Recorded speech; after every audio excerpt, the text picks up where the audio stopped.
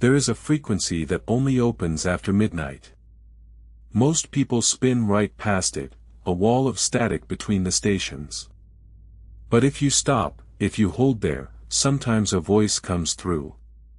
And some of those voices have been gone for a very long time. Welcome back to the midnight frequency. Turn the lights down. Put the world on hold. For the next few hours, it's just you, the dial, and the dark.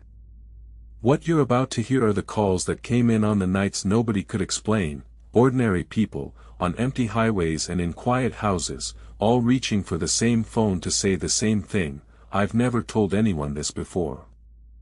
Some of these stories are strange. Some are sad. And a few of them still don't have an ending. So settle in. Keep the lights where they are. The lines are open, and tonight, it seems, the dead still have something to say. Let's begin. In the quiet of a moonlit evening, Sarah Hatcher hung up the receiver, her breath misting in the cool air. She had dialed the midnight frequency to tell the midnight host about something that happened on a hike with friends just weeks before, something she and everyone else who was there still couldn't explain.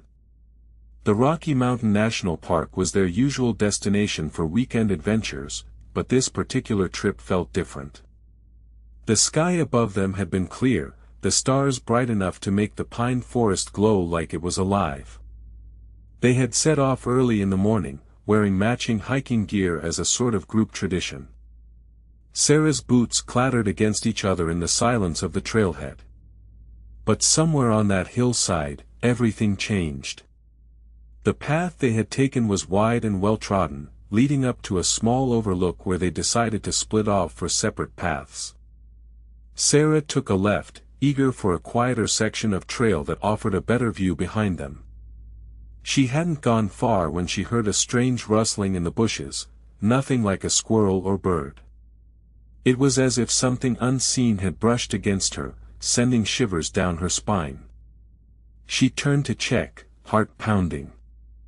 Nothing was there. Just the gentle breeze whispering through the pines and the distant echo of music from someone else's campfire. Sarah shook off the feeling as an overactive imagination and continued on. The path grew narrower as she climbed higher, eventually leading to a small clearing ringed by tall trees. A sense of unease began to settle like fog around her. She sat down on a flat rock to catch her breath and take in the view, snow-capped peaks stretching out before them, the sky above deepening to an almost indigo blue. It was peaceful, serene. Almost too much so. Sarah reached for her water bottle but froze when she felt a cold hand wrap around her ankle. She screamed, scrambling up onto all fours. But there was no one there. The trees swayed gently in the night breeze. There were no signs of anyone else on the path, nothing out of place. She checked her watch, only minutes had passed since she last turned away. Sarah's mind reeled as she stood up, ready to return to the main trail. It was then that she realized something was wrong. Her friends weren't there anymore, neither at the Overlook nor on any of their chosen paths. Panic surged through her as she retraced every step, calling out softly, hoping they hadn't strayed too far. But her phone only pinged with an error message, no signal in these remote mountains. Sarah tried to think logically, tell herself it was a mistake, someone misheard the trail numbers, perhaps. But the truth gnawed at her mind like the persistent itch of something that doesn't exist. They should be back by now. A search party had already been organized when she got home, and they found no trace of anyone. The only thing left were their empty boots, scattered near where she last saw them together. Sarah pulled off her own hiking boot to find it was cold inside, the leather damp from sweat she could no longer feel. Something about this moment clung to her like frost, a chill that didn't want to leave. Back at home, the house felt bigger and emptier than ever, the walls closing in around her with each step. Her husband slept soundly upstairs, unaware of the strange weight that settled over their living room. Sarah's eyes drifted to the phone on the table, now silent after years of unexplained calls, but still capable of ringing. And if it did, what would she say?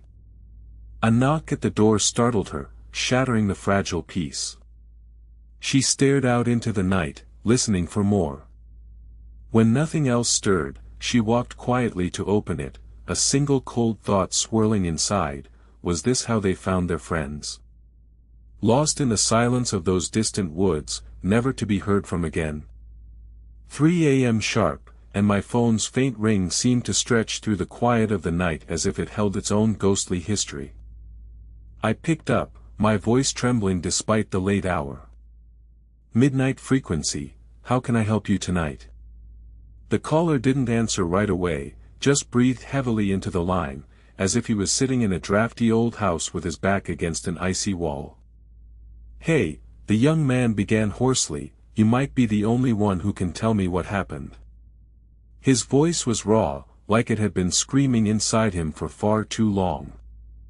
I could barely make out the place name he mumbled, something about a small town in Tennessee, Great Smoky Mountains. "Can you give me your first name?" I asked gently. "Not that you'd recognize," he said with a laugh that sounded more like a sob.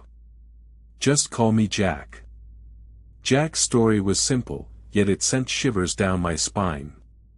He spoke of the old house where his family had lived for generations. A house built in 1924, nestled between towering evergreens and whispering winds. His parents had been late-night shift workers at a nearby plant. Jack attended school during the day while his siblings played with their friends. But every evening, he was left alone to navigate the dark hallways of that old place.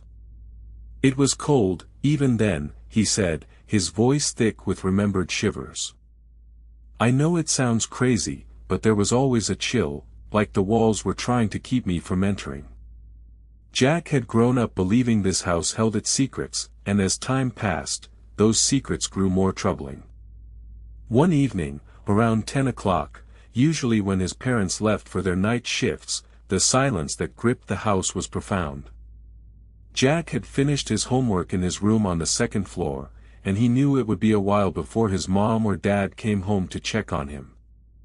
With nothing else to do, he started wandering through the empty halls below.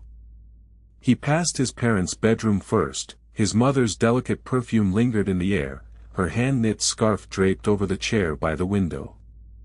He paused briefly but soon continued down the spiral staircase that led into the basement. It was dimly lit, filled with the faint smell of wet earth and old must. Suddenly, Jack heard a noise, footsteps, behind him.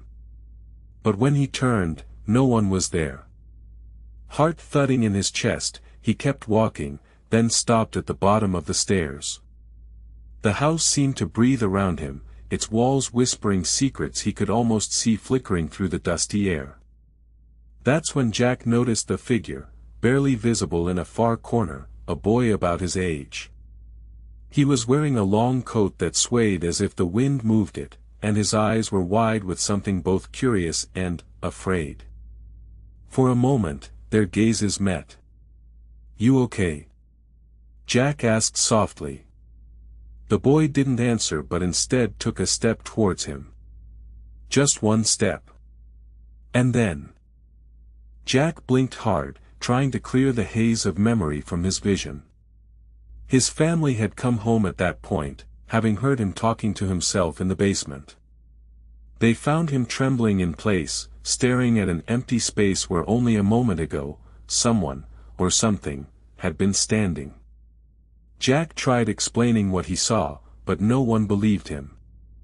Years later, whenever Jack visited the old house, he would walk down those same steps, lingering just long enough for the chill to grip his bones again. And there was always that strange, fleeting sense that he wasn't alone. But this time, something had changed. He heard nothing from his family until 2 days ago, when his mother called in a panic.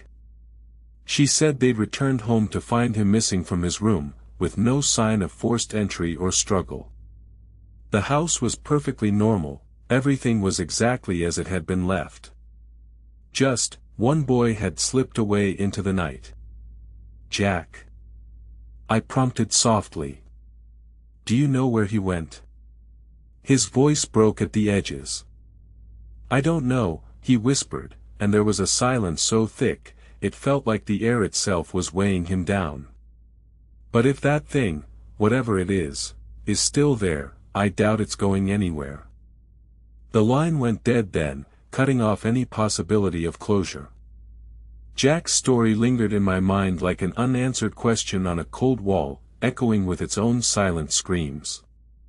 I let the static fill the air for a moment before signing off into the night, wondering if Jack would ever find his way back home, or if that boy who slipped away might remain lost forever. The phone crackled to life in the quiet of my living room, the early morning light barely filtering through the blinds. Hello. Midnight frequency, the voice came softly, almost a whisper. Hi, can I share something with you? I asked hesitantly, my hand trembling on the receiver. I'd always been interested in the unexplained, but this felt like stepping into a nightmare I couldn't shake off. The host's deep voice filled the silence, his calmness an attempt to soothe. Of course, caller. Please tell me your story. I was out late, at a training facility for search dogs near Olympic National Park, I began, my mind replaying that night over and over again, hoping it wasn't real. It sounds interesting. His tone remained steady. Yeah, well, this dog was no ordinary tracker, I said with a shiver. She had a reputation for being the best handler, meticulous and reliable. But something happened one clear summer evening. It was just her, the instructor, and me. There was a long pause on the line before the host replied, his voice barely above a murmur. Can you describe what exactly happened that night? Well, we were setting up for an obstacle course in the woods, just some simple trails and hurdles, I continued, my voice wavering. I was there to observe, but then the handler brought out this dog. She's called Bella. She did something very strange. Yes, she did. The memory still felt like a cold fog creeping over me. We were running through the woods when Bella started tracking a scent. We followed it for about a mile or so, and suddenly. Then, the host prodded. I stopped, I said quietly. Bella sat down right where we had been following her and refused to go any further. Refused?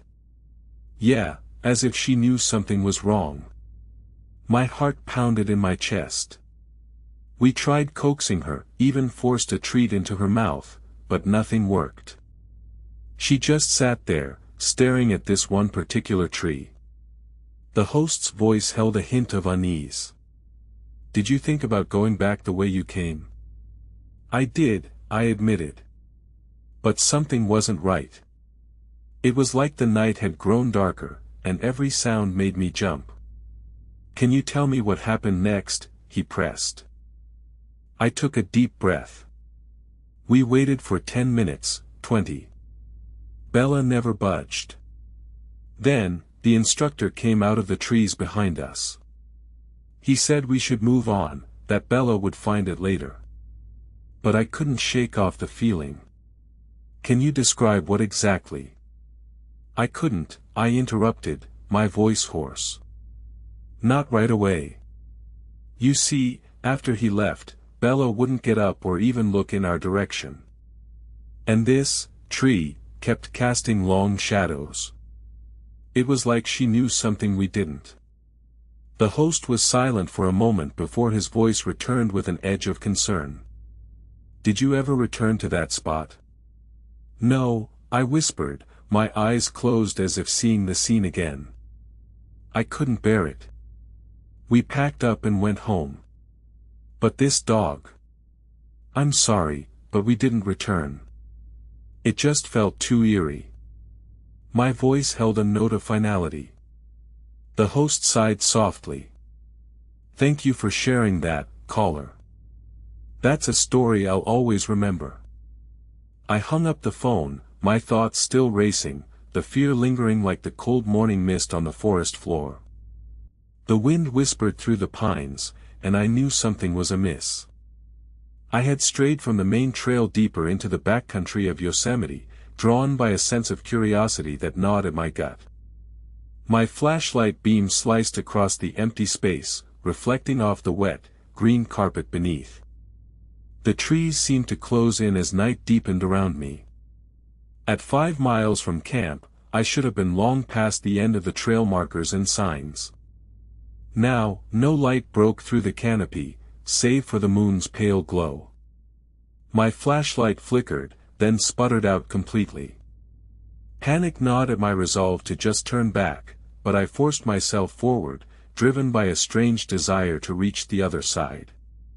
Suddenly, the silence was shattered by a soft crunch underfoot.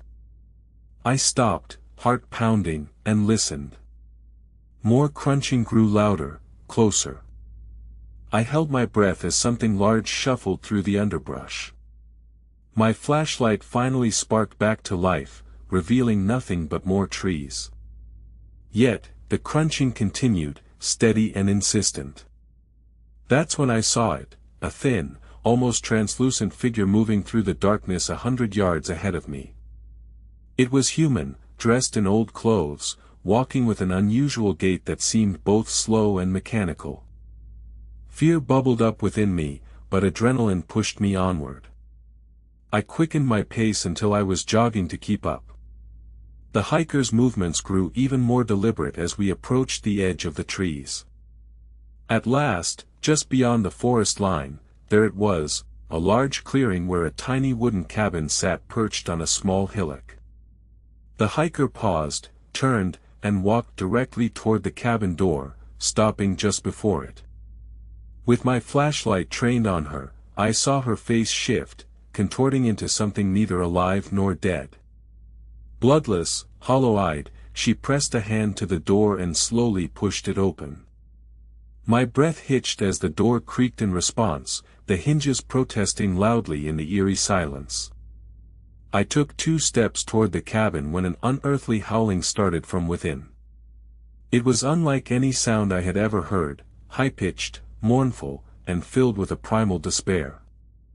The hiker stepped inside, closing the door behind her with a muffled click that echoed through the night. The howling grew louder, tearing at my eardrills as I tried to pull myself away from the cabin. My legs wouldn't move, frozen by an unnameable terror.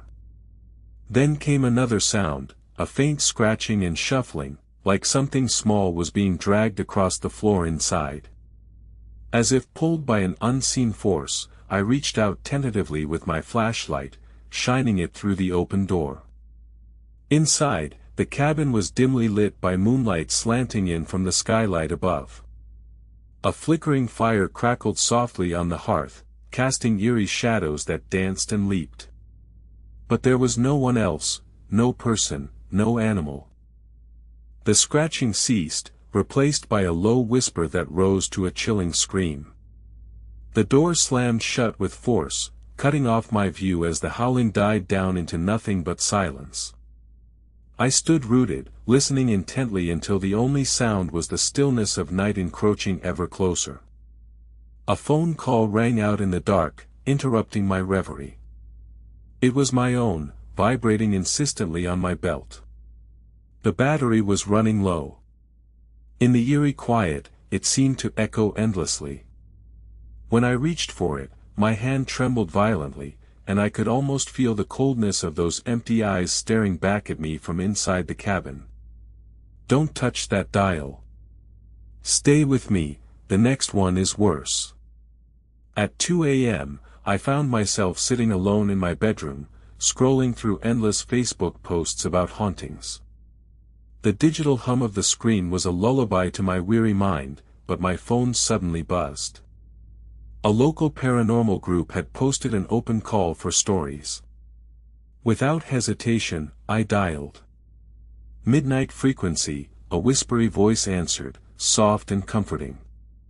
I just called in something weird from Bend, I said into the radio silence, eager to share the story that had gnawed at me for weeks. The story starts on a chilly January evening, my host responded. You were driving up Highway 97 home from work. I remembered those dark turns and how they seemed to stretch into infinity. It was a 3-hour shift I'd been taking since college, and tonight's night shift had been particularly grueling. At the time, it felt like forever, my host continued. You were driving slowly on Highway 97, your eyes half closed from exhaustion.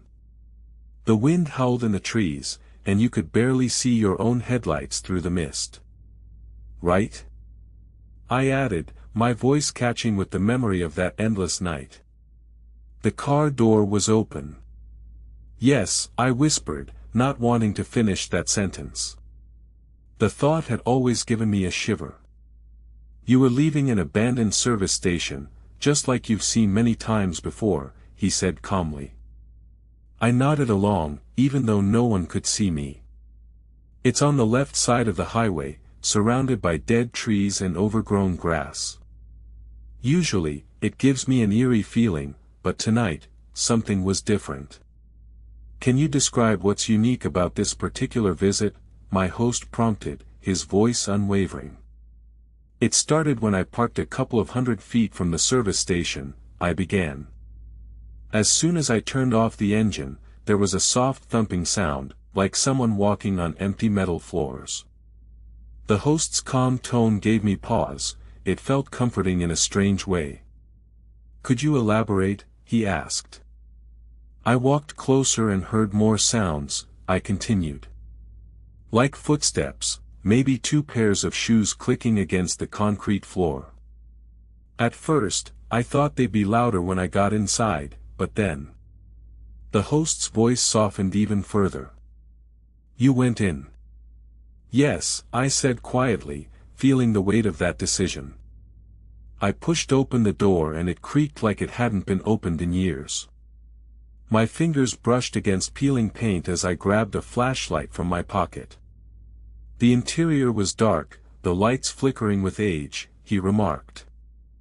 I shone the light around, but all I saw were broken chairs and dusty shelves.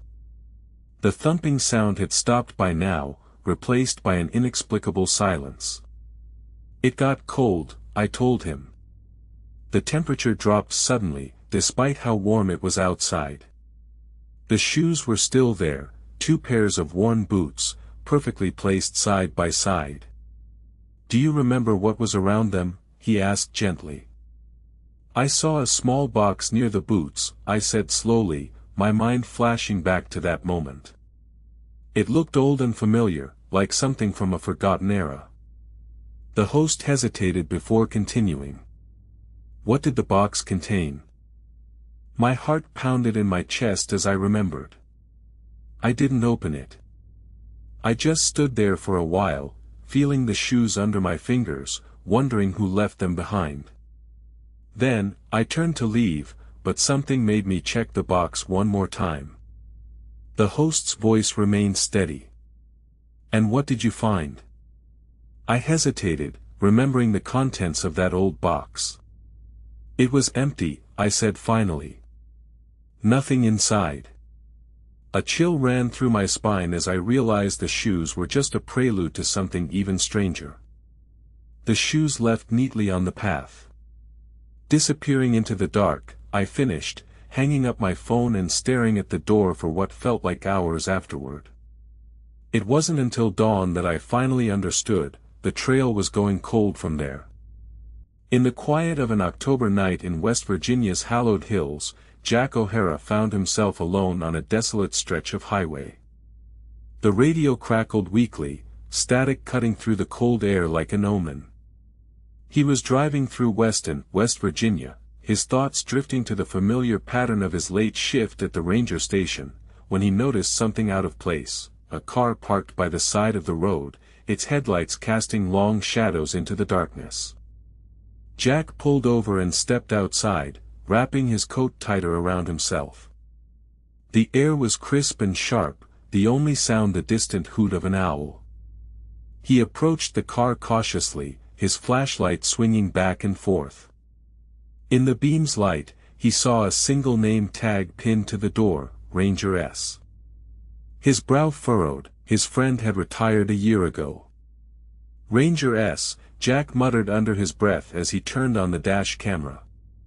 He opened the car door, finding it surprisingly warm inside, almost stifling. The dashboard was cluttered with old maps and photographs, the air thick with the scent of tobacco smoke and pine soap. At first glance, everything seemed normal until Jack noticed a small stack of papers sitting on the glove compartment floor, unmarked except for one peculiar detail. Each page bore the same hand-drawn symbol, a circle with a line through it. Jack frowned as he picked up the folder, flipping to an empty page in the middle. Curious, he opened it and found only a single line written across the entire sheet. He stopped filing reports. His heart quickened, a cold dread settling into his stomach. The lines were neat, almost methodical, like those of a veteran. As Jack tried to process what he was seeing, another voice joined his in his mind, a young woman's voice, whispering softly but clearly. "There will be no more reports." Her words echoed like whispers in the wind, growing louder and clearer with each passing moment. The radio crackled again, static blaring out of it as if some unseen force was trying to drown out Jack's thoughts. He turned back to the car, his hand trembling as he reached for the stack of papers again. With a jolt, his fingers brushed against something cold and metal, a badge, lying half-buried beneath the documents. As his flashlight caught its reflective surface, it seemed to shine with an otherworldly light, casting long, eerie shadows across the dashboard. Jack's breath came in ragged gasps as he read through the remaining papers scattered on the floor, each one bearing the same cryptic message. He stopped filing reports. The room around him began to distort, the walls and ceiling blurring together in a dreamlike haze. Panic surged within him, but before Jack could make a move, the dash camera came alive, its red light flickering as it recorded a final, haunting image. The screen displayed a single, blood-stained handprint, a grotesque parody of a fingerprint, pressing against the window. Then, in a flash of white light, the screen went black, the recording stopping abruptly. Jack's flashlight fell from his slackened fingers, and he slumped to the floor, his mind filled with unanswered questions. He could only wonder, what had happened that day? Why did Ranger S. stop filing reports? And most chillingly, would anyone ever know the truth behind those unmarked pages? The static crackled softly in the background like 1,000 tiny whispers, punctuated by distant traffic from the nearby highway.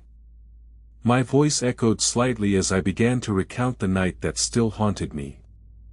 "This is Midnight Frequency," I said, my tone calm but solemn.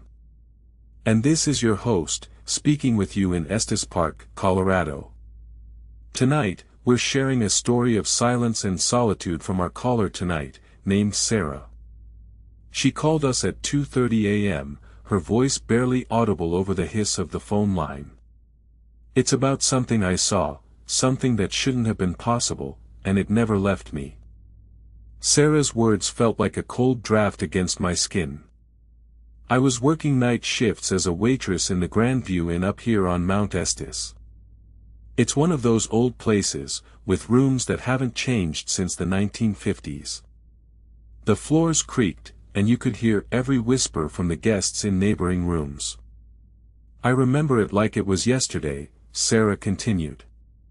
"The night I saw, well, I think we might need to start at the very beginning of that night.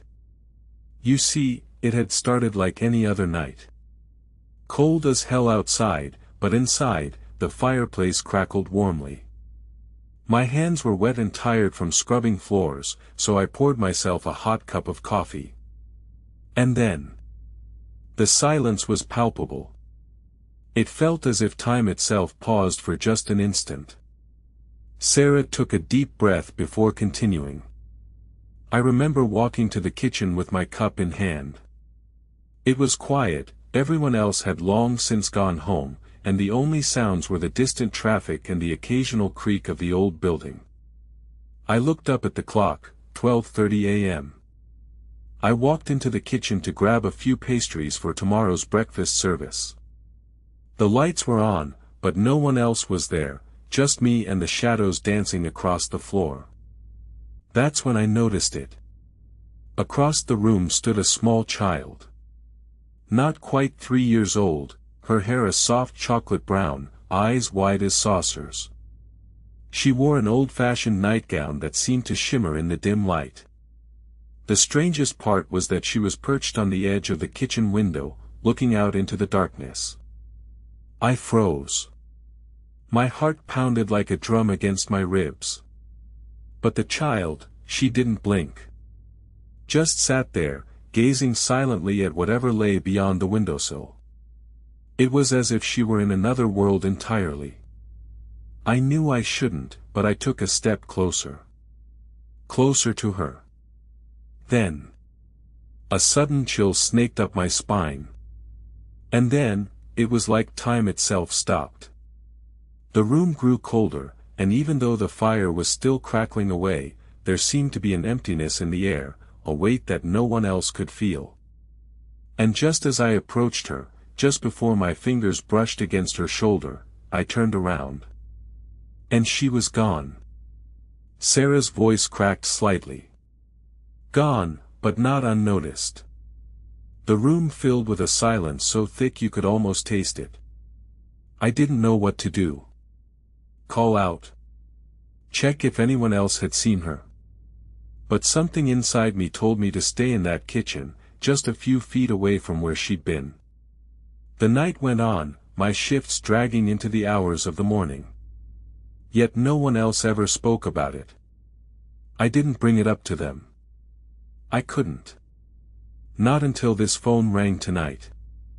Sarah's voice trailed off as if she was reliving that moment once again. I don't know why I called.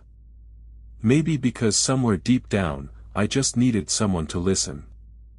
Someone who wouldn't judge me for a story that sounded so ridiculous, even to myself. Tonight, I'm telling you what happened up on Mount Estes. Of the child. A faint whisper drifted through the static, she's still out there. The line went dead.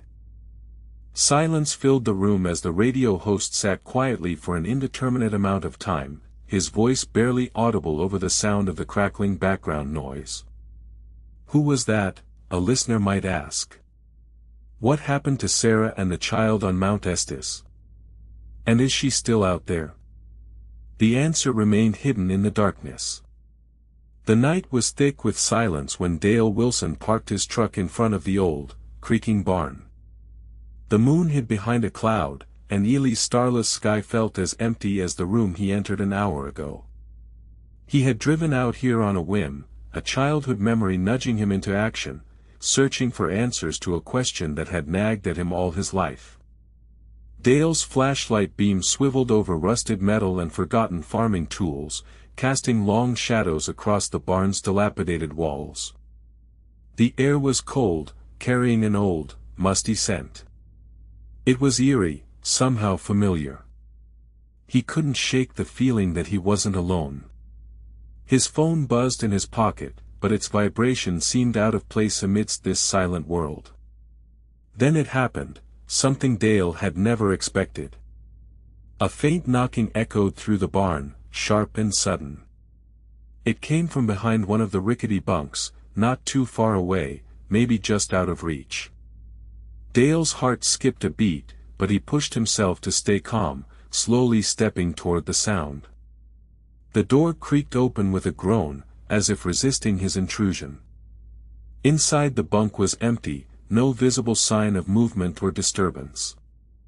But again, that unmistakable knock sounded, closer this time. Dale's breath caught in his throat. He knew then that it wasn't just from the bunks, it was coming from somewhere else in the barn. As he turned to face where the sound seemed to come from, a cold gust of wind blew through the open door, carrying with it a faint whisper. The voice was indistinct but clear, and it spoke not one word but two, "Are you here?" Dale's flashlight flickered as his hand trembled. The barn walls loomed around him in the darkness, and he couldn't identify the direction of the voice. It came again, softer this time, a ghostly echo that seemed to dance on the edge of hearing. He spun around, feeling the cold floorboards beneath his shoes. Each step sent shivers down his spine. He turned back toward the door, stepping out into the night air. There, just beyond the barn's threshold, sat an old pickup truck, its engine silent but for a persistent humming sound that grew louder with each passing second. Dale took another step forward and heard the voice again, "Are you here?" He stopped and listened, the static of his phone buzzing softly in his pocket. The wind had picked up, it was cold enough to see his breath. Then he saw it, there on the side mirror, a flicker of light, like a candle flame caught between night and day. The voice whispered one last time, "Are you here?" Dale's hand clenched around the phone, feeling its weight in his pocket as if it were the only thing protecting him from whatever lay beyond. He swallowed hard, his eyes fixed on that dim light, but when he tried to move, his legs wouldn't obey. A voice echoed through the night again, "Are you here?" The sound of someone calling back, always from a new direction. "You're listening to the midnight frequency. Keep the lights where they are." It was just another ordinary day in the fields of Marquette, Michigan, the kind where the sun blazed like a relentless spotlight and the air was thick with the scent of ripe berries. For Lila, picking berries wasn't exactly glamorous. She wore cheap gloves that chafed her hands, and the back-breaking work left her shoulders sore by noon. But it paid the bills, and that's what mattered. Lila worked on the sprawling berry patch farms, a vast expanse of rows stretching endlessly to the horizon under a relentless blue sky. She moved down one row after another, each basket she filled heavier with the promise of a few extra dollars at the end of her shift. By midday, Lila was well into her routine, and as usual, she found herself in row 37, what everyone called the longest row. This particular morning had started unremarkably enough. The early sun cast long shadows over the fields, but by noon, the light was intense, almost oppressive. As Lila bent to pick another cluster of sweet black raspberries, she felt a small breeze stir, a faint whisper of wind that seemed out of place on this perfectly still afternoon. Suddenly, her eyes caught movement in the distance, something dark against the vibrant green backdrop. It was just a shadow at first, but as she squinted and adjusted her gaze, Lila realized it was a figure. A woman, dressed much like herself, walking towards row 38. The woman's movements were peculiar, she shuffled slowly, almost mechanically, as if in a trance. The sight struck Lila as odd, almost otherworldly, but she paid little mind to it. After all, who would be out working during the heat of noon? Surely this was just some farmhand making an early start, or maybe even the owner's wife, making her rounds unseen by others. Lila went back to picking, trying not to let any unease seep into her thoughts. But then came the first strange moment, a small disturbance in the row behind her, almost imperceptible. As if the raspberries themselves were whispering secrets only the plants could hear. Still, Lila dismissed it as just another quirk of the day and continued working. It wasn't until she turned to grab a basket from her side that Lila noticed something truly unsettling. The first row behind her was empty, absolutely devoid of any berries, not even one left behind. And yet, she knew with grim certainty that an hour ago, that row had been full. Her mind raced as panic began to set in. She looked around frantically, searching for a sign of what had happened, but the field seemed normal enough. The breeze had died down, and everything appeared still as before. Except now, row 37 was barren, every plant and every leaf untouched except for one row. Just then, a calloused hand brushed past her cheek, so close it left an icy sensation behind. Lila spun around to find no one there. The only sound in the field was the distant hum of the farm's generator. Then she saw the figure again, walking straight towards row 38 with that same mechanical gait. A shiver ran down her spine as Lila quickly reached for her phone and dialed a familiar number, her fingers trembling on the keypad. "Jenny," she whispered into the line. "I need you to come to row 37 right now. Something's not right." There was no reply from the other end of the line, only the endless buzzing noise of static crackling over the airwaves. The same sound that accompanied every late-night call they made to this station, echoes of the unknown. Lila hung up, her heart pounding in her chest. She stood there for a moment, rooted to the spot, unable to move as she tried to make sense of the growing chaos around her. Rows of raspberries lay bare, and row 37 was silent except for the static noise on the radio.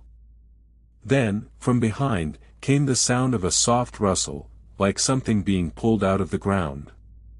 The last thing Lila saw before everything went dark were two empty spaces between the rows, where just moments ago there had been life. And in those spaces, she swore she saw an outline, of someone, perhaps even her, disappearing into nothingness as if drawn by unseen hands. The moon hung low over the Wyoming plains like a cold, gray eye. The hunter's pulse thumped steady in his ears as he walked the old dirt road, crunching underfoot. Miles to go until dawn, and miles of nothingness stretching before him. He paused, listening. In Cheyenne, Wyoming, night offered its usual symphony, car doors slam, distant laughter from a bar, but tonight was different. No car horns or chatter broke the silence. Just the whispering wind. The radio in his earpiece crackled with static. "It's 3:47 a.m., whispered the automated voice. He glanced at his watch. Midnight had come and gone an hour ago. The phone didn't seem to want to ring tonight, not that he expected it would. No one ever did. He adjusted the straps of his backpack. It wasn't heavy, just a few extra rounds for safety. Something about today felt wrong. Unsettling. He swallowed hard, tightening the rifle's grip in his palms. The weapon hadn't left his side since early morning back at his house, neither had he. Just a normal hunt, he muttered to himself. Why the unease? You've been through worse. He stepped off the road and into the underbrush, rifle resting against his shoulder as he began to climb a small hill. The grass was thick, the moonlight barely made it past the low branches overhead. His breaths came in slow, regulated gasps. As he neared the top of the hill, something caught his eye, a flash of white. At first, he thought it was just snow reflecting the moonlight. But when he squinted closer, a chill clutched at his stomach. It wasn't an object. There was no trace of clothing, just the outline where something had been. He stepped toward the spot and found himself looking down. The hillside revealed nothing but bare earth, save for one small detail, a leather boot strap, neatly tied in a knot. And then he saw it, his rifle lay there, perfectly untouched, as if awaiting his approach. It was an inch too far away, too perfectly placed. He stared at the weapon, bewildered. His pack rested just beside it, zipped up and untouched. The moonlight danced across the rifling of the barrel. He couldn't shake the sense that something, or someone, had stepped out, taken what they needed, and vanished silently as quietly as they had come. A shiver ran down his spine, not from cold but from an unfathomable dread. In the distance, a car door slammed. The radio in his earpiece crackled again. It's 4:53 a.m., came the voice. The hunter turned to leave, his backpack on his back, rifle still at his side. He could feel it, something was wrong with this place, something that wouldn't let him go without one more look. His flashlight beam flicked across the hillside, illuminating nothing but the night. He stumbled slightly as he continued down the other side, the rifle's weight a familiar comfort in the darkness. When he stepped out from between the trees and back onto the dirt road, the radio crackled again. "It's 5:18 a.m. And there it was, his phone ringing. He hesitated, hand hovering over the receiver. In the quiet town of Sedona, Arizona, where the red rock formations whisper secrets at dusk, there lived a family named Hart. The Harts had always been close, a tight-knit unit bonded by their shared love for the stark beauty of the desert and its enigmatic allure. But then, one fateful night, everything changed. It was a crisp October evening, with a blanket of starlight so thick you could almost reach out and touch it. The youngest daughter, Lila, had been working a late shift at the local diner, her mind numbed by hours on end of dishes and coffee pots. As she drove home through the empty highways, she noticed something odd. The phone in her cell rang unexpectedly. Distracted by the call, Lila turned down a narrow dirt road near the town's edge. The sound of static filled the air as she tried to identify who was trying to reach her. The caller spoke in hushed tones, urging her not to hang up until they had spoken. Panic began to creep into Lila's thoughts, but she stayed on the call, hoping for any form of help. Help, please," the voice trembled. "You've got to come to the old mill." Lila's breath caught as the memory of the old mill flooded back, desolate and eerie, with stories of hauntings whispered among the locals. Before she could respond, static swallowed her voice again. With a heavy heart, Lila decided to take one last look at the call, but this time she would go alone. The town's silence was almost deafening, and every creak in her old van seemed amplified by the empty night. She pulled up beside the mill, its towering structure looming large against the sky. As Lila stepped out of her vehicle, a chill rushed over her. The air felt thick with a presence that chilled deeper than the evening breeze. Inside, she found an old wooden door partially ajar.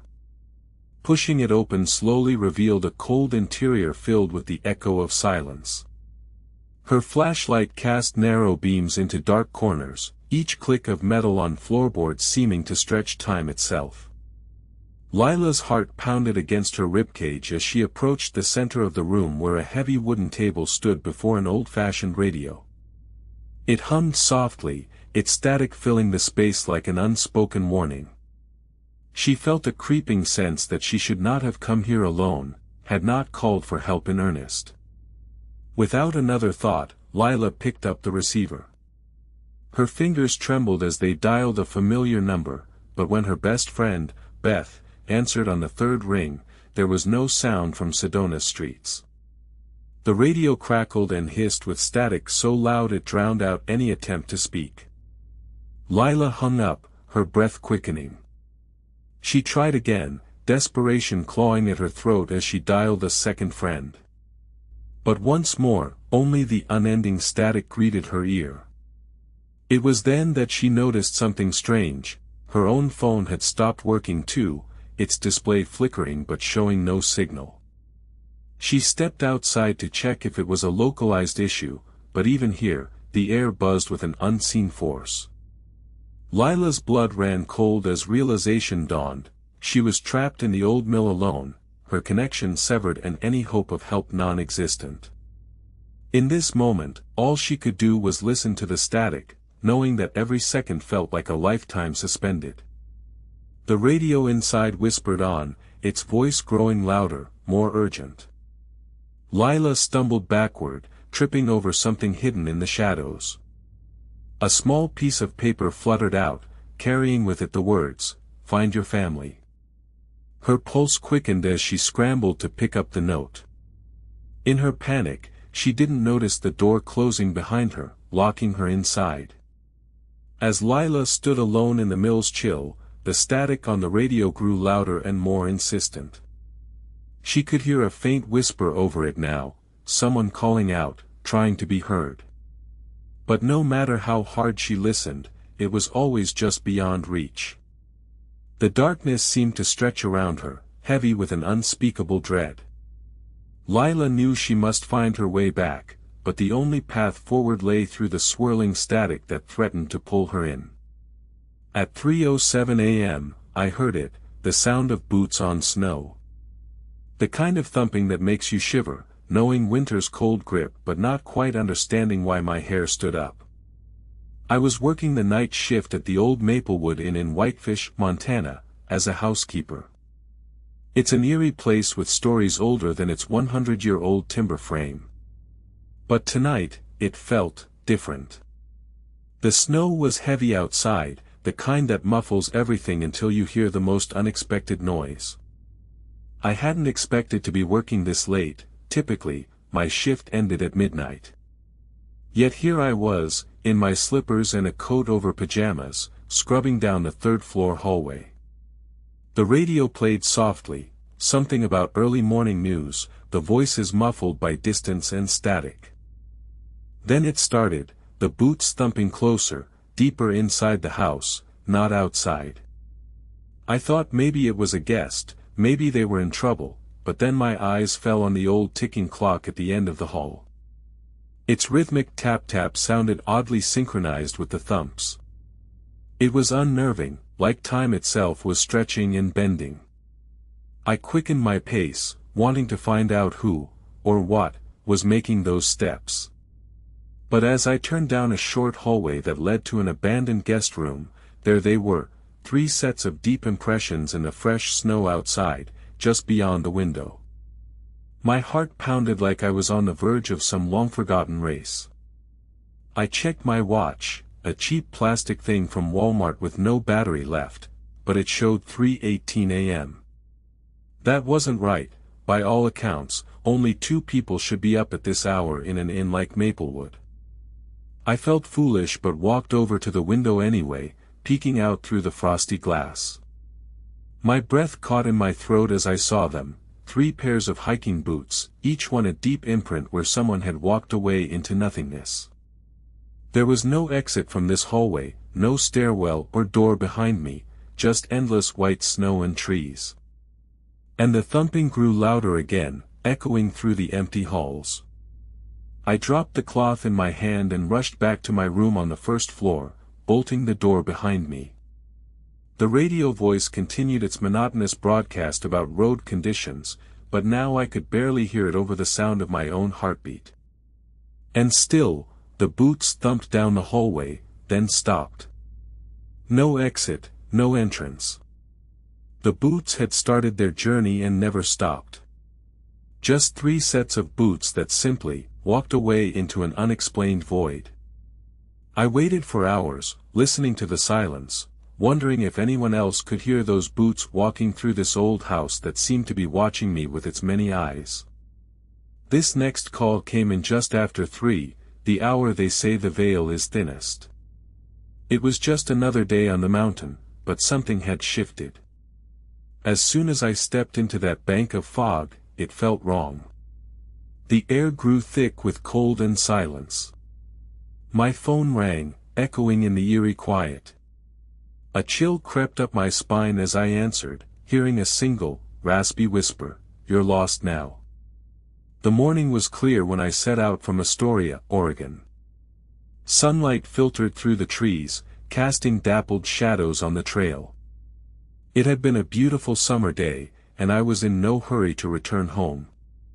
The mountains of Oregon offered endless solitude, but today felt different. A strange sensation tugged at my mind as I crept up the mountain path. Midway, the temperature dropped unexpectedly, and the air grew heavy. I paused by a rocky outcrop for a quick breather, glancing over to where the trail split. The left fork disappeared into a bank of fog that seemed to shimmer slightly. My curiosity got the better of me, and I made my way down it. The fog was thick as I stepped into it, muffling the sound of my own boots. A sense of wrongness settled over me. It was more than just the damp chill. The trees around me began to close in, their branches pressing down like fingers. My phone rang, startling me out of my unease. The trail disappeared completely as I turned toward home, but the ringing continued, a low, almost mocking tone. I pressed the call button and saw "Unknown" on the screen. "Hello?" I asked softly, feeling a rising dread. The line was dead silent for a moment, then a whisper so faint it might have been my imagination. "You're lost now." Panic surged through me, but I forced myself to stay calm. "Who is this?" I demanded, but the reply only made my skin crawl more. "Wrong turn," came the whisper, raspy and thick with fog. I stepped back out of the mist, suddenly desperate for clear air. The trail was still hidden, and I realized I had lost all sense of direction. The ringtone grew louder, a steady, nagging sound in the quiet that only added to my unease. Desperation gripped me as I tried retracing my steps. My phone buzzed again, harder this time. "Stay where you are," the voice rasped. Panic gave way to rage. I slammed my fist against my phone and it went silent. A deep breath and I started walking back, determined to find a way out. The trees closed in around me, forming an impenetrable wall of green. The world seemed to be bending, folding into itself. My chest tightened as I walked, the cold seeping through my jacket. With each step, the pressure increased, and I knew I was being watched. I stumbled over a root, falling onto my hands and knees. Looking up, I saw nothing but fog. A figure appeared out of it, tall and shadowy, blocking my path. It moved toward me with an unnatural speed, whispering again, "You're lost now." My heart pounded as I tried to scream, but no sound came out. I turned on the flashlight app on my phone, hoping for a break in the fog. But the light illuminated only more shadows dancing around me. The pressure was unbearable, and I fell back onto the ground, gasping for breath. The world seemed to fade away, leaving nothing but an oppressive darkness. In that moment, as the last of the sunlight disappeared behind the trees, my phone rang once again, louder than ever. And in that silent moment just before it went dead, I heard a chilling whisper, "You're never coming back." The trail remained swallowed by fog, and the silence was heavy with the absence of sound. At 3:15 a.m., as the world in Hannibal, Missouri, lay still and asleep under a blanket of darkness, Marla McQueen's phone began to ring with an urgency that only midnight calls can bring. The receiver was cold against her clammy hand. She hesitated, then picked up. "Midnight frequency," said a calm voice from the other end. Marla took a deep breath. "Hello. Who is this?" "A friend of the show," he replied warmly but without identifying himself fully. "I'm just passing on a story that needs to be told." The man on the radio paused, allowing Marla's curiosity to build. Slowly, his words began to pour out like sand through an hourglass. Four friends ventured into an abandoned mine cave near their hometown one Halloween night. Marla felt a cold draft seep through her house, chilling her spine.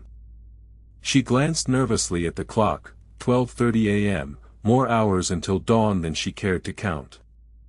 "What happened?" she asked, her voice barely above a whisper. "3 of them left," the host continued, his tone unwavering. "One never did."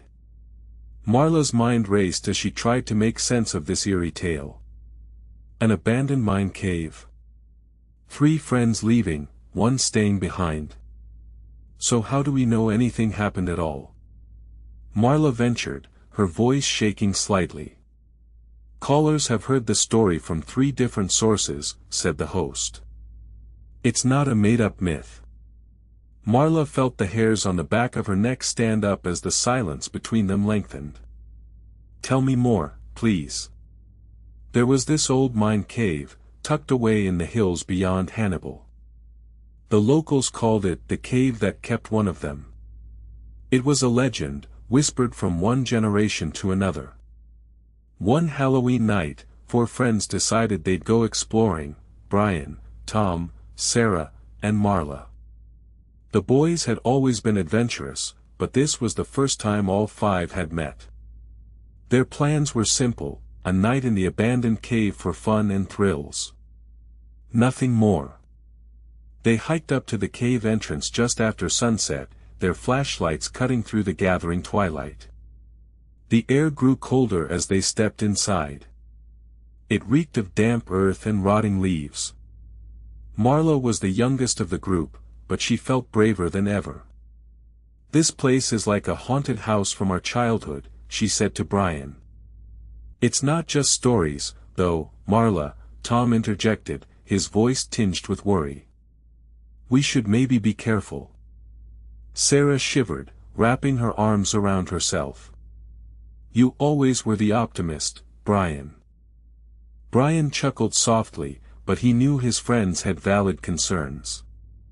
"Nothing's going to happen, Sarah.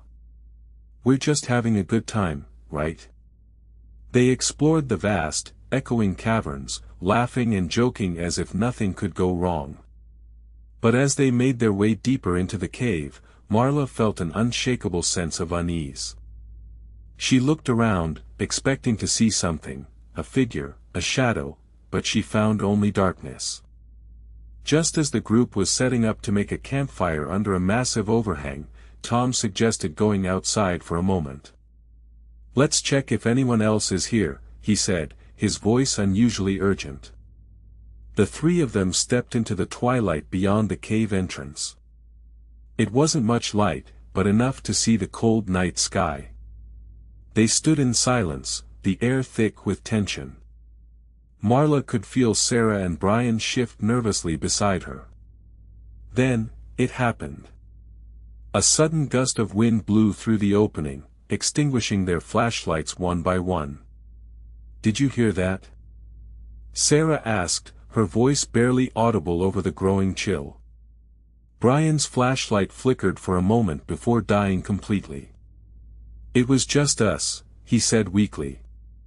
Marla felt her heart pounding in her chest as she fumbled with her lighter, trying to light it despite the dark.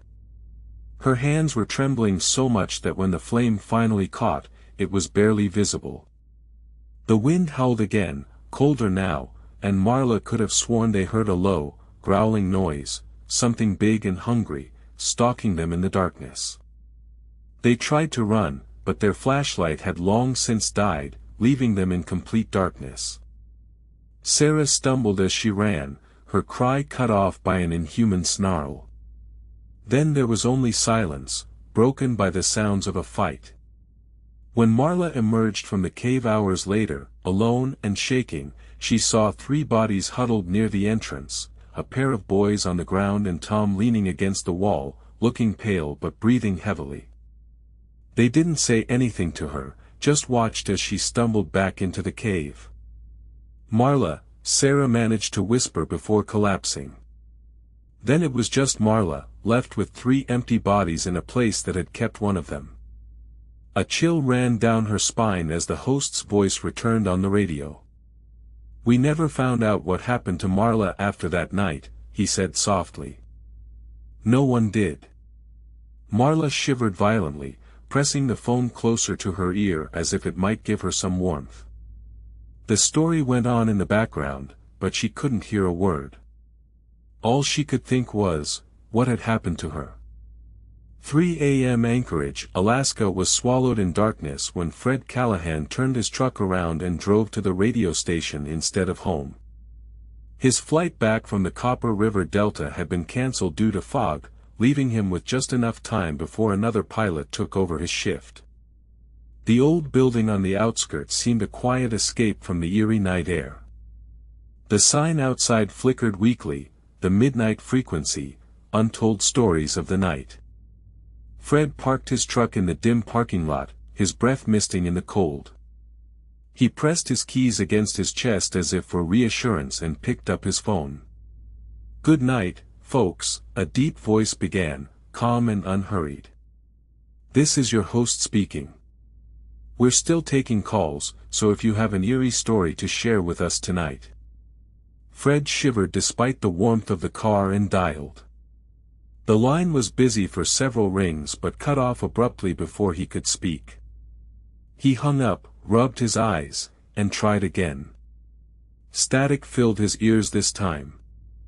"The midnight frequency," began the host's familiar voice in the void before fading into eerie silence. Fred's heart pounded as a new call started without any interruption. "Hello, this is Jack here from." Jack. The name was so familiar, Fred felt a chill run through him. His fingers trembled on the phone. He dialed 911, his voice almost too low to hear himself. "What do you want?" a gruff dispatcher asked after the third ring. "We're busy." Fred's voice cracked. Something weird happened at the radio station. He stumbled over his words and the dispatcher hung up before he could explain anything more. Cold sweat poured down his back, and Fred hesitated for only a second before rushing inside the midnight frequency. The building was still but for a faint whir from some old machinery. He approached the studio, heart pounding, and found it empty. The microphone sat ominously on its stand, unused, as if abandoned mid-transmission. He picked up the phone nearby and dialed 911 again, his eyes darting around in the dim light. "Sir, what's your emergency?" a different voice answered this time, more concerned. "I was on the radio with someone named Jack," Fred's voice choked. "He called in from somewhere. I don't know where." A pause on the other end before, "Stay calm, sir." "What did he say?" "He said he had an eerie story to share." It sounded like a plane taking off. Fred's mind raced as he remembered Jack's tone, urgent, almost desperate. "All right, sir," the dispatcher replied, "we're sending officers out right away." "Do you have any information on where this might be?" I think it was near the airport," Fred stammered, "but I can't remember for sure." The line went dead again. Fred's gaze fell on a stack of old transcripts and photos from past shows.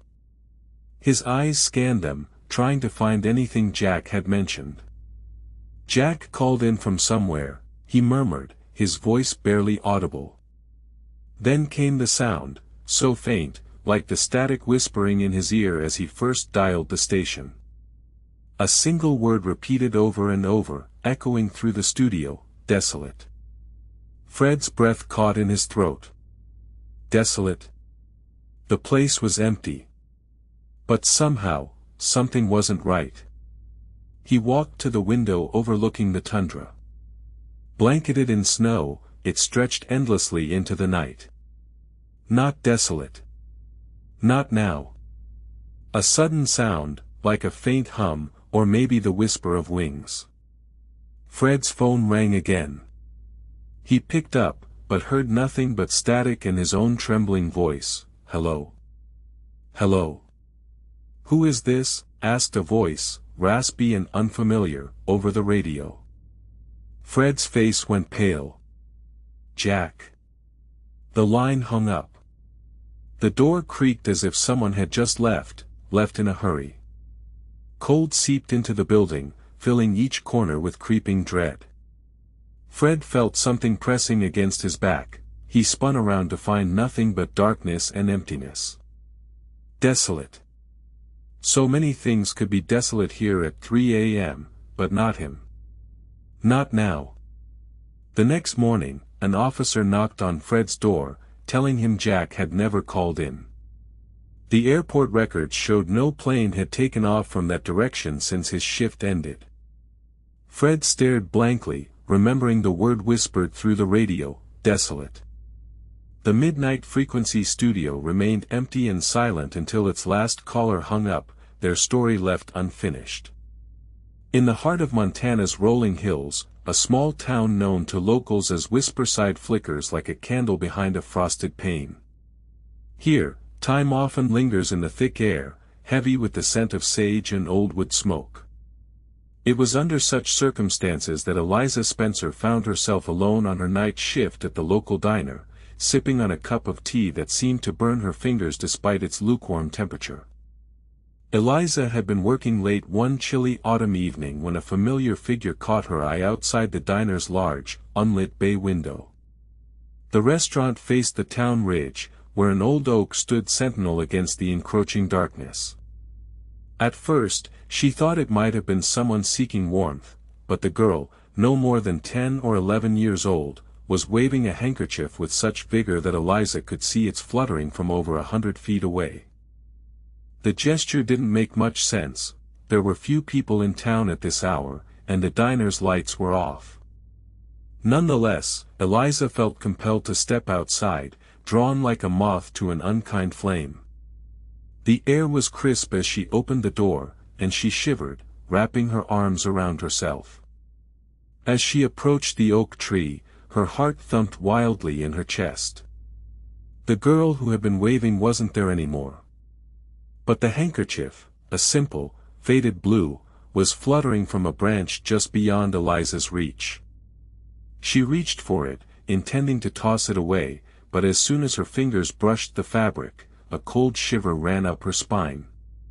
Suddenly, she heard a noise, muffled by distance and hushed shadows. A faint whisper seemed to drift on the breeze, but when Eliza turned, there was nothing but empty air. The night was silent except for the distant howl of a coyote, its mournful cry echoing through the silence like a specter. The handkerchief clutched tightly in her fist, Eliza retraced her steps back to the diner. She went straight to the payphone in the staff room and dialed the number she knew by heart, the midnight frequency. The line was dead for just a moment before the familiar voice crackled into life. "Hello. I think I saw something," Eliza began, her voice trembling slightly as she tried to control it. "Something strange. It's in Whisper Side. I don't understand. There's a girl out there who keeps waving from the ridge, but when I get closer, she vanishes." A soft sigh came through the line. "Eliza, is everything all right? We're sorry we didn't pick up sooner." "Yes," Eliza managed to say, but her breath caught in her throat as she remembered the whisper and that fluttering handkerchief.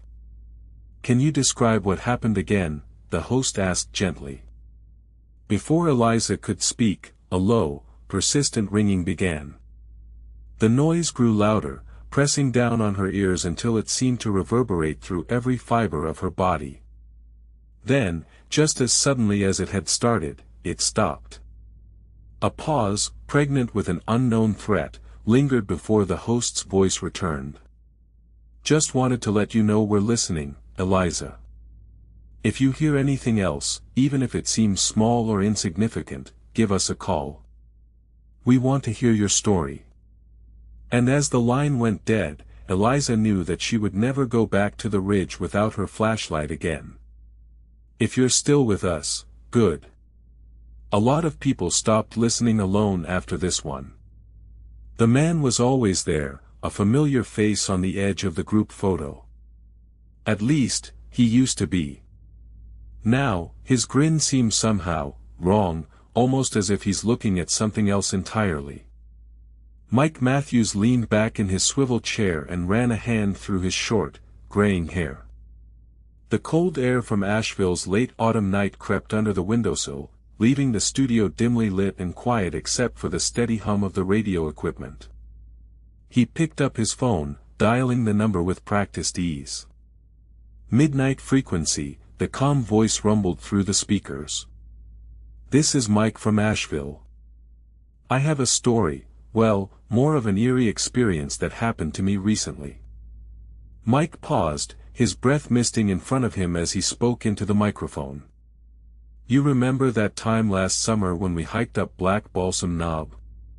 The group photo by the old tree just above the trail?" A ghostly static crackled briefly before the host replied, "Of course, Mike. What happened next?" Mike's voice faltered slightly as he recounted his memory. "After everyone had posed for a second shot down below, I wandered up to the tree. I wanted one more photo by myself. I snapped that picture and walked back down. But then, it hit me." He swallowed hard. The first photo was fine, everyone in their usual spots. But when I looked at the second, the man who had been next to me. Mike hesitated, his voice thickening with the chill of memory. His face wasn't there anymore. In its place, there was just empty space. The host responded gently, "I see. Can you describe what else you saw?" "Everything seemed normal at first," Mike continued. The old wooden bridge creaked as he walked along it to find a better spot for his solo shot. But something felt off. I couldn't quite put my finger on it. It was like walking through a silent house in the middle of the night. Mike's eyes shifted back and forth, replaying the scene in his mind. The second photo looked just as normal from the outside, everyone together, smiling and laughing. But when I examined it closer, the man who should have been there wasn't there at all. Just a gap where he stood, like he vanished into thin air. "That's quite an unusual experience," the host said quietly. "Did you show this to anyone else?" Mike nodded, though the camera couldn't see him. "I showed it to my best friend, Sarah, when I got home that evening. She saw the photos too and agreed something seemed strange. But she thought maybe we had just misremembered or were overthinking it." But then, Mike's voice dropped to a whisper, "Just last week, I was in my office looking through old pictures, part of another story I'm working on, and there they are again, side by side. The same gap, the same confusion. And tonight. I can't shake this feeling that he's watching me." The host responded with quiet sympathy.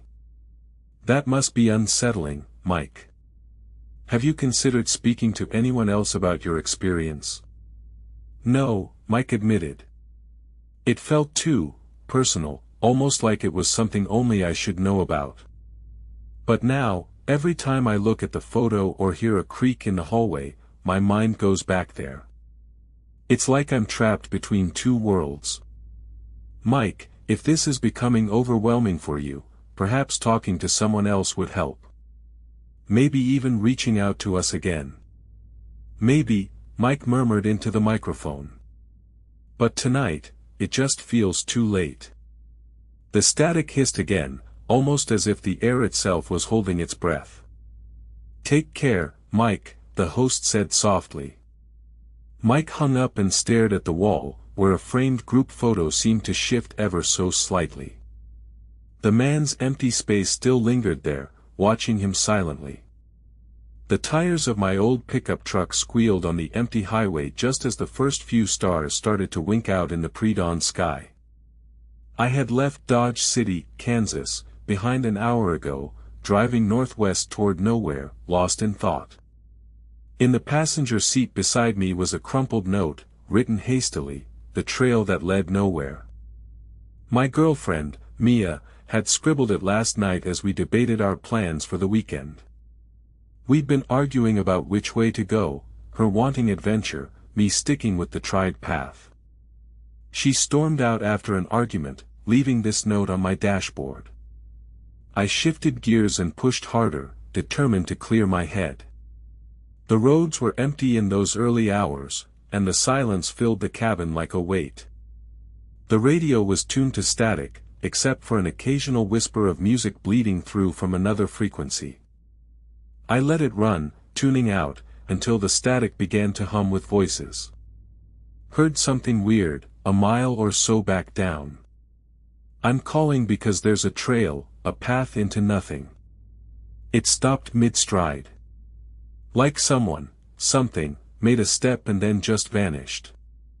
My pulse quickened at his voice, drawn out by the emptiness of the night. "What do you mean, it stopped in mid-stride?" "I don't know. I swear it's real. Can you believe that? Just like stepping off a cliff and nothing." The caller hesitated, and a chill ran down my spine. I gripped the steering wheel tighter, trying to focus. "You said you heard something. Did this happen in broad daylight or at night?" "Night, of course. It was dark out, everything quiet. Can you describe the trail? Any other details? I asked, although I felt like I already knew what he would say. Yes, that's it. The path, it looked normal from a distance, but as I approached, the first step into the field was clear. Then the trail just ended. His voice trailed off, and I could almost hear him shivering on the line. I slowed down, my mind racing. Maybe it wasn't just me who had heard this story.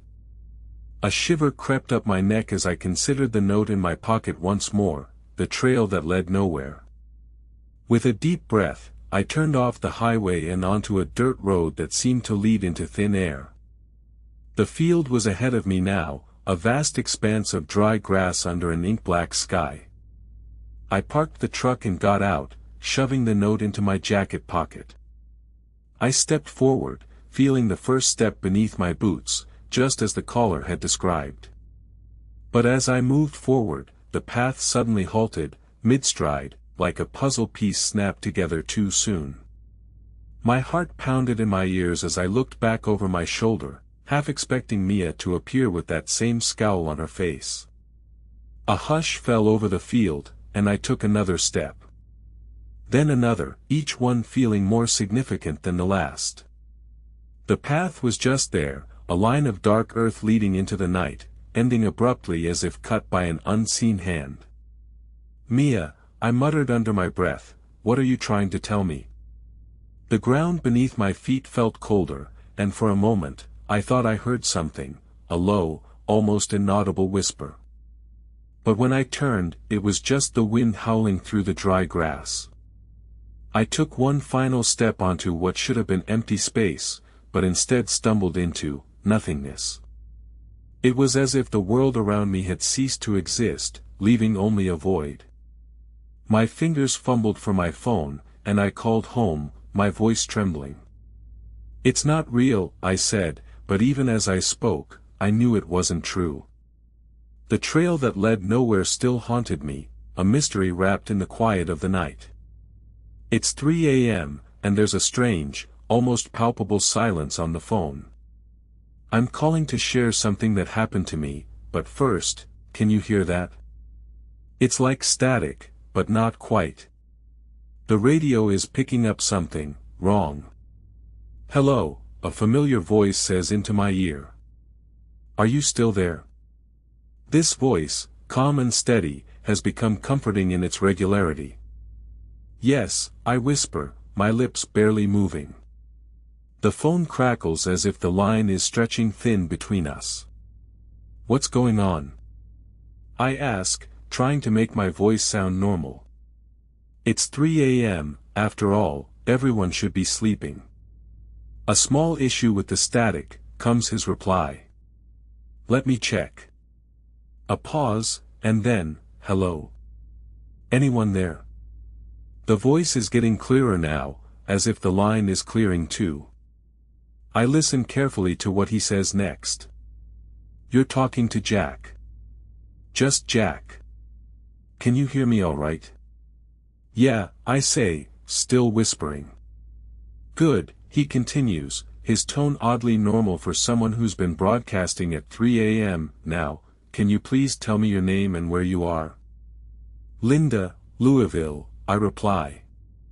The search that found the wrong person, Jack says after a beat. Linda from Louisville? Have you called this number before? No, I answer quickly, my voice rising just slightly in alarm.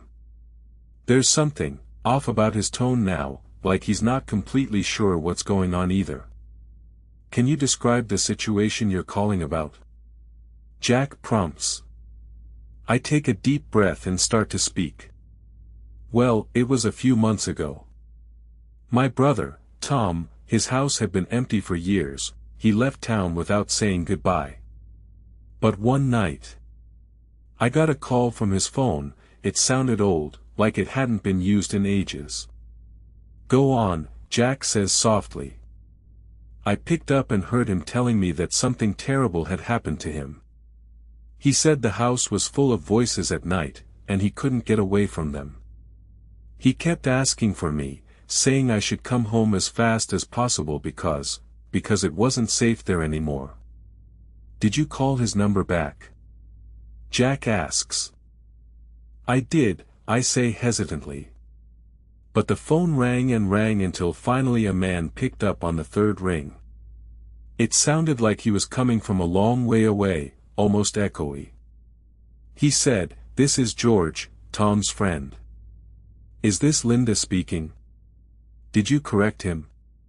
Jack asks. "No," I admit quietly. "I didn't think to mention his name at the time. I just told him we needed to get back to the house as soon as possible because there was a threat there." "A threat, you say? Can you elaborate on that?" "Well, it wasn't clear what he meant by threat. He just said things like, 'He's not coming home' and 'the voices are getting louder now.'" Jack falls silent for a moment. I can hear the sound of static crackling softly in my ear before he speaks again. "Can you remember anything else Tom might have mentioned?" he asks. "I thought it would be better if we could get to the house ourselves." "So, we did," I say, adding quickly, "but when we got there, it was like something had happened a long time ago and never been fixed." Jack's voice is now tinged with concern. "You say the house was empty but seemed to have some recent activity?" "Yes," I reply. "We found a few things out of place, some broken dishes, clothing on the floor. But then, there was an old photograph lying face down in front of Tom's bed. It had faded badly over time, and when we turned it over, it wasn't just any picture." "What was on it?" Jack prompts. "It looked like a group portrait," I say slowly. "But one person, there should have been 6 people in the photo, but there were only 5 faces visible. The 6th face looked like, I don't know, almost like Tom's own reflection staring back at us from behind his brother's head." Silence on the line for a moment, as if Jack is processing this information. "And you said it wasn't clear what the threat was?" he asks finally. "I mean, Tom seemed really scared. He kept saying things like, 'He's not coming home,' and then suddenly hung up before I could ask him who he meant by that," I say softly. There's a long pause again as Jack seems to mull over my words. "Did either of you see anyone unusual while at the house?" "No, it was just quiet. Cold. And dark. It felt like something had happened there but everything was left untouched," I reply, shivering slightly despite myself. "We drove home and told Mom and Dad what we saw, and they said Tom's friends had been in town earlier that week, but none of them knew about this or any threats." Jack's voice is softer now when he speaks again. "Can you describe the condition of your brother's body? Did anything strike you as unusual during the call?" I pause, my mind racing back to the night I heard Tom's voice. "No," I say finally. His voice was thick and strained, like he was choking on something. And when we tried to follow up with his friends, none of them knew him personally or could verify anything." Jack seems to hesitate again before speaking. "Thank you for sharing this," he says quietly. "If you hear from Tom again or if you think of anything else, please call us back." "Okay," I whisper, already feeling the weight of my own words settling in like a cold blanket on me.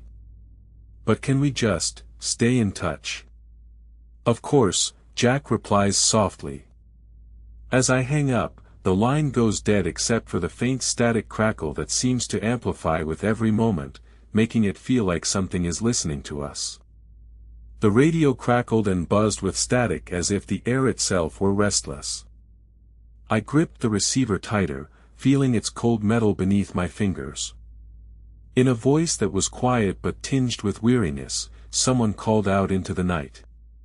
"Hello, is anyone there?" I hesitated, then cleared my throat. "This is Midnight Frequency. How can we help you tonight, caller?" A pause filled the line before a small, almost hesitant voice broke through again. Well, I've had something that's been bothering me for years, and I just couldn't keep it in anymore. I leaned forward into the microphone, my curiosity piqued. Tell us your story, then, I said gently. Okay, well, this was back when I lived out in Bangor with my family. It was summer, and we had friends who camped by our cabin every few weeks. The caller's voice drifted into a somber recollection. On one particular evening, just as the sun was setting, a slight tremor caught in my throat. As if sensing the rising dread, I whispered back, "Go on." The group decided to cook up some dinner by the lake. We were all gathered around the fire pit, roasting marshmallows and having a good time. And then we heard it. The caller paused, as though reliving that instant in slow motion. The silence was unnerving. It's almost like the whole world held its breath for that split second. I could hear the faint rustle of papers or fabric on the other end, likely being used to clear their throat. Then we saw it. A pair of glasses, left behind by one of my friends, was still resting on the edge of the campfire. They were cold, so damn cold. And there was someone else sitting beside them. A pause so long I could almost imagine them shivering through the night air. It wasn't anyone we knew. A figure, hunched over slightly, staring into the flickering flames with a blank expression. The firelight danced across its face, but it didn't look human. The caller's voice hitched, and I could sense their growing discomfort. It was like something that had been lost in time. Then it disappeared without a sound, and everyone just kept eating. Another pause. But after dinner, we all packed up our things and hurried back to the cabin. No one said anything about it, but you can feel it, even now when I remember. There's this unease that lingers. My stomach churned slightly as I processed this story. Something in those words spoke of an almost tangible chill. Can you tell us more about what happened afterward? I prompted gently. We couldn't sleep that night, the caller continued. We kept hearing sounds, creaking floors, footsteps outside our tent. And then, there was nothing. A shiver ran down my spine, and I knew exactly how the callers felt as they described those unexplained noises. But there was more to it, something unresolved. And when we left the next day, everything seemed different. The fire pit where it all started, gone. No signs of a struggle or anything out of place. It was like it had never happened. Not until I returned alone last summer, the caller's voice grew quieter now, as if speaking directly into the darkness. I wanted to see if there was any trace left, but nothing remained except for those empty glasses by the lake. And the chill. There was a long silence before they finally added, "It's always there." The radio line went dead, leaving only static in its wake. I sat in the darkness of the studio, the story resonating within me. What secrets does that campsite still hold? Don't touch that dial. Stay with me, the next one is worse.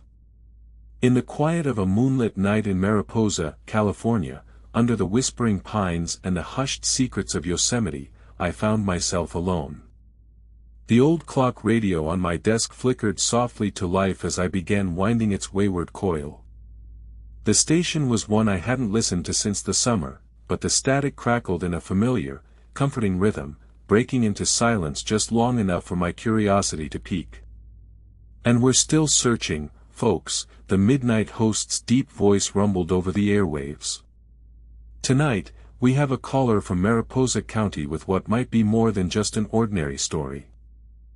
My fingers fidgeted on the cool metal of the receiver as I hesitated for only a moment before dialing back, my heart thudding in time to the radio static. The dispatcher's voice was cold and clinical. "Mariposa Sheriff's Department. What can we do for you?" I need your help with something strange, I began without preamble, my voice steady though my insides churned. It happened a few nights ago. My phone rang at 3 in the morning, but when I answered, the dispatcher made a dismissive sound that stopped me mid-sentence. "Ma'am, this is Mariposa County. We don't handle phantom calls or unexplained phenomena." "You know," I said firmly, "I've been thinking about it and, maybe it's not just a call. It was a number. A location, really." My fingers drummed on the receiver. It kept changing as we got closer. The dispatcher seemed less interested now. "And where did you go?" My mind flashed back to that night. I had always hated driving at odd hours, but tonight felt different. The numbers rang in my head, coordinates that flickered like a faulty compass. I'd been working the graveyard shift at the local diner, alone with the ghostly hum of old machines and the occasional creak of the aged wooden floors. My phone buzzed silently just after midnight, still silent by 3 when I decided to check it. 3 a.m., the radio whispered. And our caller from Mariposa County called in last night with a mysterious story. The host's voice was thick with curiosity now. She's got us on the edge of our seats. The first number flashed across my screen, 37.2456N-119.3800W, right here near Yosemite National Park. "Did you write it down?" the dispatcher asked sharply as I began driving south. "I did," I replied, my hands gripping the steering wheel tighter. But when I got closer to these coordinates, they changed. The mountains loomed on either side of the old 2-lane road. The static crackled harder with each mile that passed, but the digits persisted. 37.2456N-119.3801W, slightly off. I pulled over at a rest stop, phone in hand, and punched in the numbers. The coordinates flickered again, now at 37.2457N-119.3799W. I couldn't believe it, this wasn't supposed to happen. What was making my GPS lie? My hands shook as I dialed the dispatcher back. "Ma'am," said a voice brimming with skepticism. "I'm at 37.2457N-119.3799W, I said breathlessly. "And they're changing again." The static grew louder, almost painful in its persistence. In the distance, the outline of El Capitan emerged, stark against the dark sky. The road ahead was empty but for my headlights slicing through the night's cold embrace. The coordinates now read, 37.2458N-119.3798W, so close to nowhere. My phone buzzed once more, a text from an unknown number. It just said one word. Coordinates. I pulled over at the next safe spot, the old diner's parking lot, and checked my GPS. The numbers shifted again, 37.2459N-119.3797W. The dispatcher didn't seem to notice, or didn't want to. "Can you take a picture of that?" I snapped a photo, the coordinates blotted out by the screen's glare. I sent it off, eyes wide and heart pounding. And there, on the dashboard, what looked like an old hand-drawn map with a pin pointing somewhere in the middle of El Capitan's sheer face, was another set of numbers, 37.2460N-119.3796W. The dispatcher responded instantly this time. "Ma'am, we're sending someone out right away." But the numbers kept changing. I could feel it in my bones, watching them ripple with every breath I took. I left the map in the diner's parking lot and drove back to town, heart pounding as the GPS continued its relentless taunt, 37.2461N-119.3795W, now just inches away from the sheer granite face of El Capitan itself. Back at the house, I lay in bed with the map crumpled under my pillow, the coordinates etched into my mind. And when I finally fell asleep, they were still there, 37.2461N-119.3795W, pinpointing a spot that couldn't be. A chill ran down my spine as I drifted off. In the morning, a sheriff's car parked in front of my house. Inside sat a young officer with eyes darker than the night sky. He handed me a note. "Ma'am, we found something at these coordinates," he said quietly, his voice barely audible over the whispering wind. "We're not sure what." I took the paper from him and stared at it, willing it to reveal more, but it was just blank white. The last number still blazed in my mind, 37.2461N-119.3795W, coordinates. And now, as I sit here listening to this radio show, knowing what you must be thinking, the coordinates are changing again. 37.2462N-119.3794W. The midnight host's voice fades into static, but my phone is still ringing. In the small town of Millbrook, nestled between rolling hills and dark forests, the night was as still as a whisper. The telephone rang at midnight, its cold, steady tone slicing through the quiet like a knife.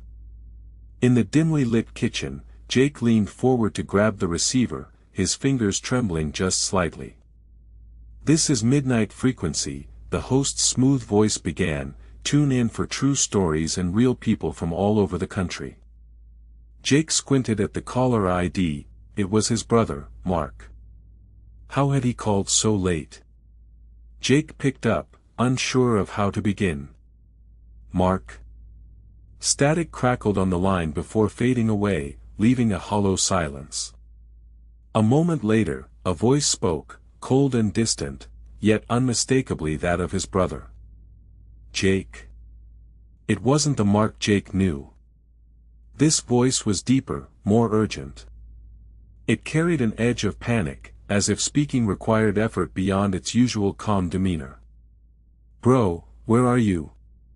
Why are you calling from a phone number in Millbrook?"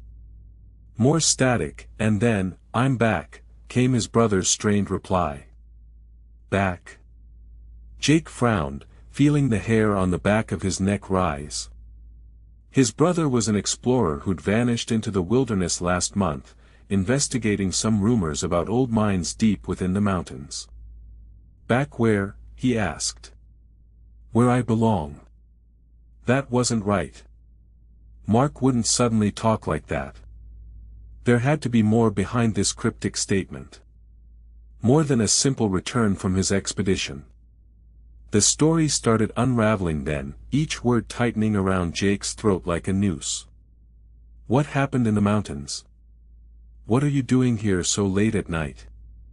Jake pushed, his mind racing with possibilities, horrific and terrifying ones.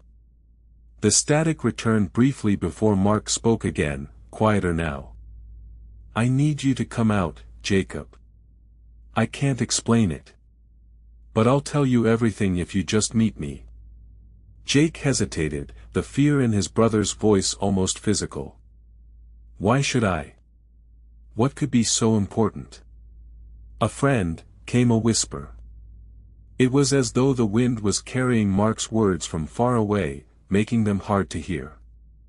Before Jake could respond, there was another crackling noise, and then nothing. The line went dead. Jake stared at his phone for a long moment before he dialed the local authorities. His brother had been on an expedition that ended in the wilderness, now something, or someone, was telling him to come out alone. What did it mean? What had Mark seen in those remote mountains? Would he ever find any answers? The host's voice cut through his thoughts, quiet and unassuming.